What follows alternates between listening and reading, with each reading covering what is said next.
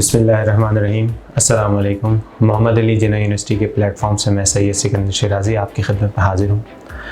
आज मीडिया पर बैठ के हम मीडिया की बात करेंगे और मीडिया चूँकि आज का ज़माना मीडिया का है और हमने ये देखा कि इस ज़माने में प्रिंट मीडिया और इलेक्ट्रॉनिक मीडिया से हटकर सोशल मीडिया और सेल फोन मीडिया ने बहुत हाइप क्रिएट किया हुआ है। सेल फोन मीडिया को कि ऐसा कोई जनरल मीडिया नहीं है, लेकिन जो शुरुआत आजकल हो रही है वो आप देखें कि जगह जगह जो नौजवान हैं या दूसरे लोग हैं वो सेल फ़ोन पर अपनी वीडियो क्रिएट करते हैं और उसके बाद वो किसी भी सोशल मीडिया प्लेटफॉर्म को यूज़ करते हैं अपनी वीडियो को या अपनी बात को कन्वे करने के लिए। तो इसके हवाले से एक नई टेक्नोलॉजी मैं समझता हूँ कि सेल फ़ोन मीडिया एक आ चुका है और हम आज अपनी बात मीडिया स्टडी पे करेंगे। मीडिया स्टडी पे बात करने की ज़रूरत क्यों पड़ी है?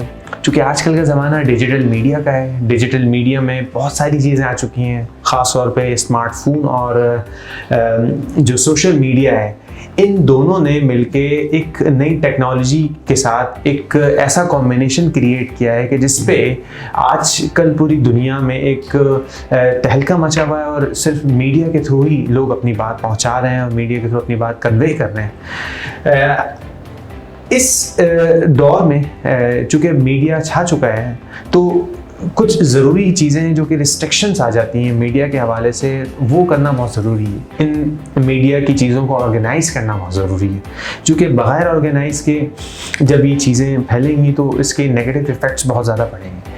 तो इसके लिए ज़रूरी है कि हम कोई एक ऐसी स्टडी शुरू करें जो कि मीडिया स्टडी हो, और इसके लिए आज के ज़माने में पूरा एक मीडिया साइंस क्रिएट हो चुका है और मीडिया साइंस की बातें हो रही हैं।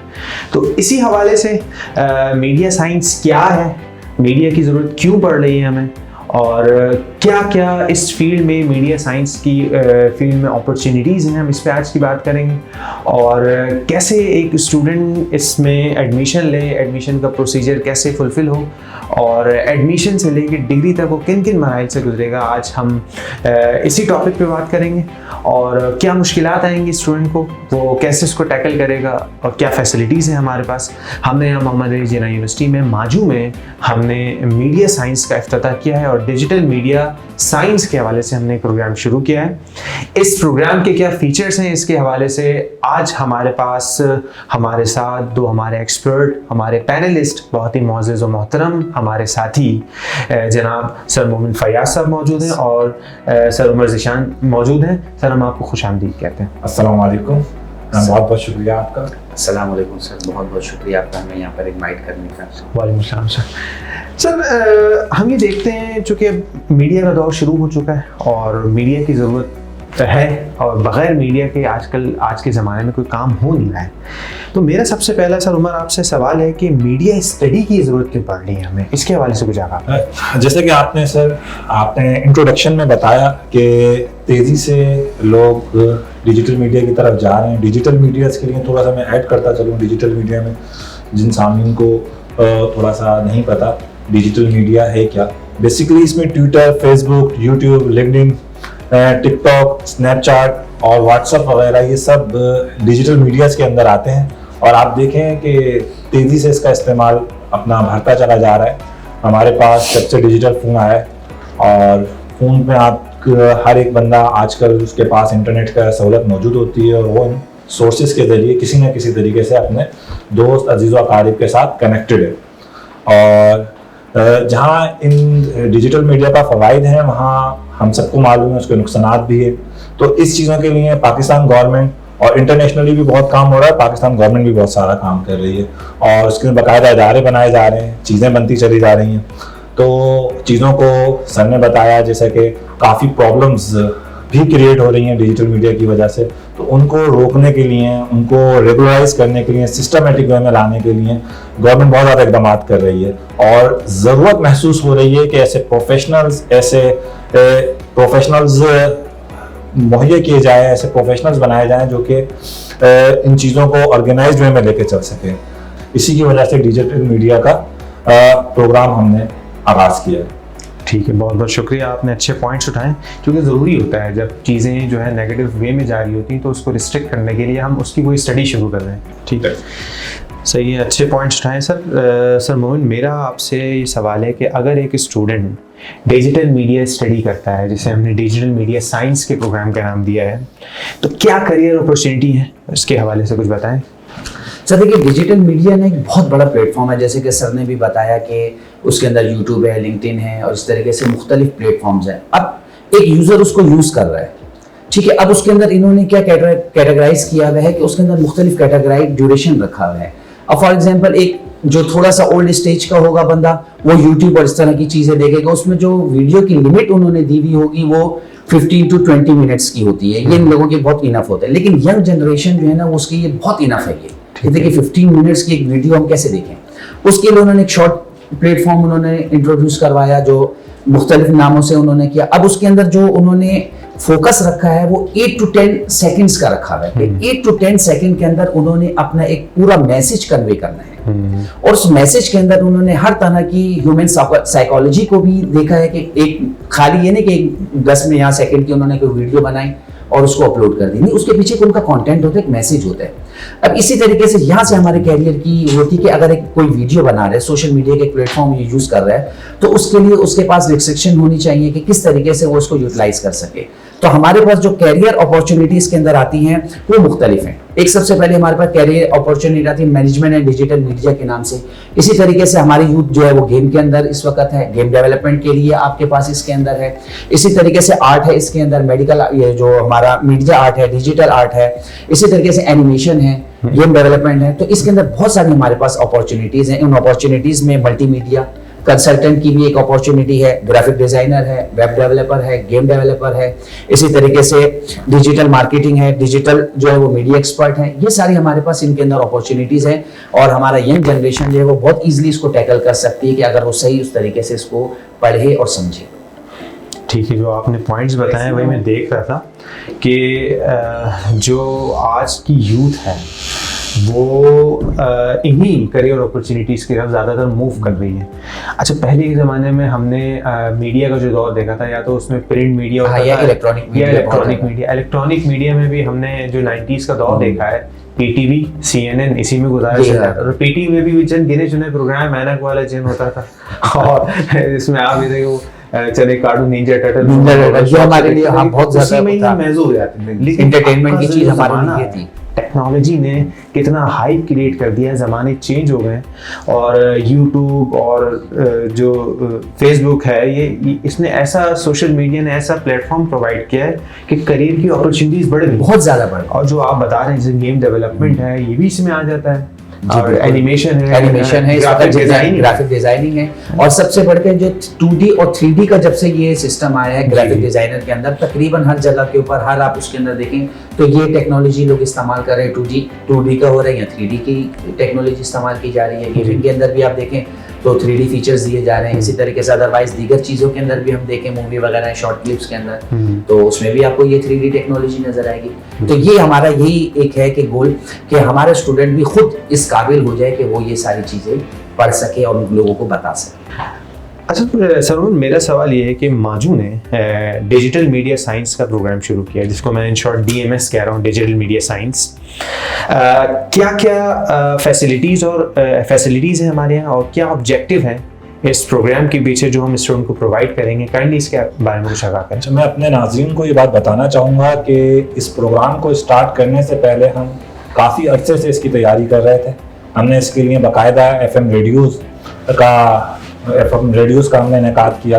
नंबर 2, हमने यहाँ पे अपना जिस स्टूडियो में हम बैठे हैं ये स्टूडियो कंस्ट्रक्ट करा और इसको वेल इक्विप्ड किया है। यहाँ पर हम डिफरेंट प्रोग्राम्स वगैरह कर रहे होते हैं, फैकल्टीज़ भी हैं, स्टूडेंट्स भी हैं। इसके अलावा हमारे पास डिजिटल लाइब्रेरीज़ है जो स्टेट ऑफ द आर्ट है, और वहाँ पर हम स्टूडेंट्स हैं, फैकल्टी मेंबर्स हैं जो उससे मुस्तफ़ीद हो रहे होते हैं। ये एक हमारा ये चीज़ें थी। इसके अलावा जो हमारे एजुकेशनल ऑब्जेक्टिव्स थे वो ये थे कि पाकिस्तान में कैसे डिजिटल मीडिया ऑपरेट करता है, इसका क्रिटिकल एक्सपीरियंस मुहैया करें। इन्हीं चीज़ों के लिए हमने ये तीनों चीज़ें जो अब मैंने आपको जिक्र किया, ख़ास तौर पर इन चीज़ों को हमने पहले से इसको ऑर्गेनाइज किया ताकि स्टूडेंट्स प्रैक्टिकली चीज़ों को देख सके और उसमें इन्वॉल्व हो सके कि कैसे ये चीज़ें काम करती हैं। नंबर 2, ऐसी मालूमात और टेक्निक्स फराहम की जाए जिसके तहत स्टूडेंट्स के अंदर critical digital media related issues को वो हल कर सके।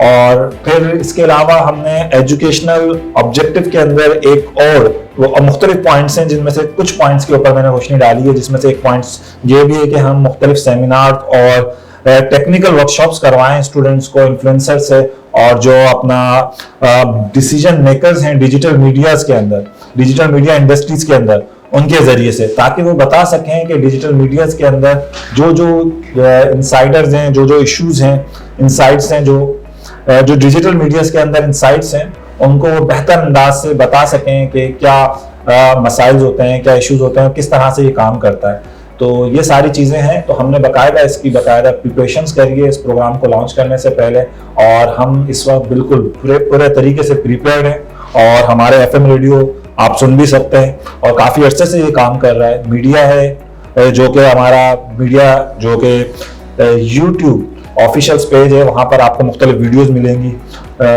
जो कि हम इसी स्टूडियो के अंदर बना रहे होते हैं, और हमारा बाकायदा पूरा ट्रेंड स्टाफ है जो कि ये काम कर रहा है।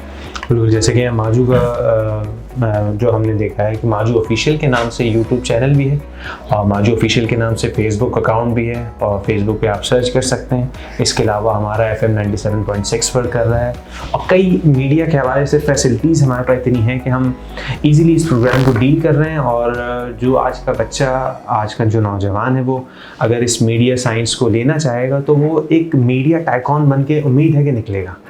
और चूँकि आज के नौजवान में ये इस तरह की एक कॉन्फिडेंस है, वो मीडिया के हवाले से है।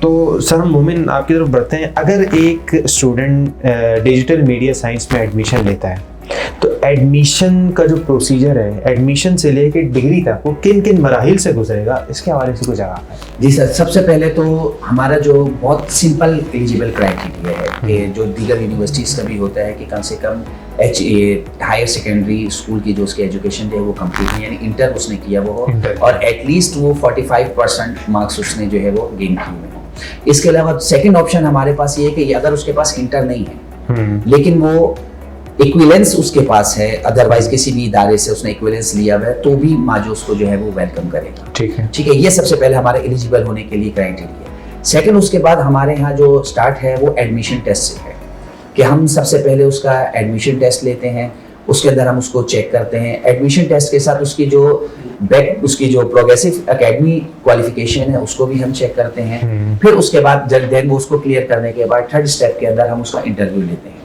कि इंटरव्यू लेने के बाद वो हम सिलेक्ट करते हैं कि आए स्टूडेंट इस तरह है कि वो हमारे साथ चल सकेगा, उस एलिजिबल है या नहीं। तो इंटरव्यू के बाद जब ये तो फर्स्ट स्टेजेस उसकी आ जाती हैं, फिर उसके बाद सेकंड हम बताते हैं उसको ड्यूरेशन कितना है आपका। ठीक है, तो ड्यूरेशन के लिए हमने जो नॉर्मली BS प्रोग्राम होते हैं वो 4 ईयर जो 4 to 7 ईयर तक के होते हैं। अच्छा, उसके अंदर हमने हर ईयर के अंदर सेमेस्टर बेस्ड प्रोग्राम रखे हुए हैं, 2 सेमेस्टर हमने रखे हुए हैं, एक स्प्रिंग और एक फॉल। अच्छा, अब उसके अंदर अगर कोई स्टूडेंट ऐसा है जो किसी रीजन की वजह से अपने बैच से पीछे रह जाता है किसी का कोर्स के अंदर, या उसकी CGPA कम है, तो उसके लिए हमने एक और कोर्स ऑफर किया हुआ है, वो समर है कि वो समर के अंदर उस कोर्स को ले ले और अपने बाकी जो है वो कलीग के साथ हो जाए। ये इसके अंदर ये ड्यूरेशन भी आ गया। फिर जैसे कि सर ने कहा कि उसको प्रैक्टिकली एक्सपेरिमेंट हम उसको करवाते हैं, एक्सपीरियंस उसको एक्सप्लोर करवाते हैं, तो उसके लिए हमने 2 अलग अलग चीजें रखी हैं। एक उसके लिए प्रोजेक्ट हमने बेस प्रोग्राम रखा है कि जो वो 7 या 8 सेमेस्टर के अंदर जब वो चाहता है, एक मैच्योर हो जाता है, तो उसके लिए इंडस्ट्री के अंदर हम उसको विजिट करवाते हैं कि भाई ये रिसर्च बेस्ड प्रोग्राम आपका है मैनेजमेंट का, ये आपने लाजमी एक प्रोजेक्ट करना है। ठीक है, उसके बाद जब वो उस तरह हो जाता है, फिर उसके बाद नेक्स्ट स्टेप के अंदर इसी प्रोजेक्ट को हम आगे बढ़ाते हुए उसको इंटर्नशिप के अंदर हम उसको इन्वॉल्व करते हैं कि भाई अब आपने कम से कम 1 मंथ या 2 मंथ की आपने इंटर्नशिप करनी है, ताकि आप अच्छे तरीके से जब आप मार्केट के अंदर जाए तो आपकी वैल्यू हो एक।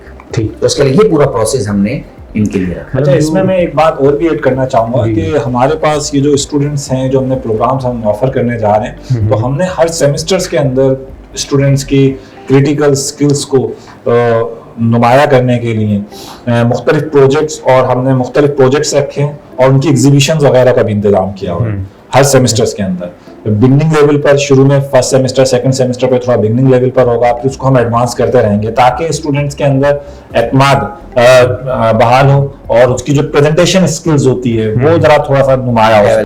ठीक है, मतलब जो आपने बताया एडमिशन से लेके डिग्री तक के जो पूरा एक मरहला है, इसमें एक स्टूडेंट एडमिशन लेगा, एक टेस्ट क्राइटेरिया होगा, मिनिमम उसका ग्रेड क्या होना चाहिए, और उसके बाद फिर वो इंटरव्यू, उसके बाद फिर वो 4 साल अपना टाइम गुजारेगा, मिनिमम 4 साल पीरियड है, मैक्सिमम 7 साल तक हो जा सकता है। इसमें वो प्रोजेक्ट भी करेगा और उसके बाद इंटर्नशिप के मौके भी मिलेंगे।